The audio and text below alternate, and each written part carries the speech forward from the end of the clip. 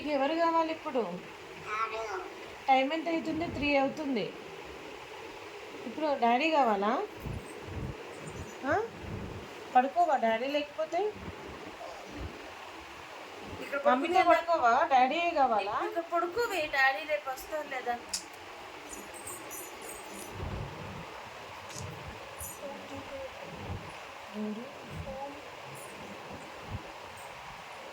డింపి, ఈ టైం చూడు ఎంత అవుతుందో. 3:20.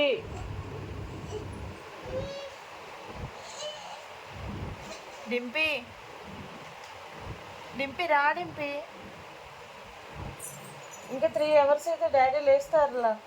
వచ్చేసాయి అర్ధరాత్రి డాడీయా? డింపి, ఓ డింపి.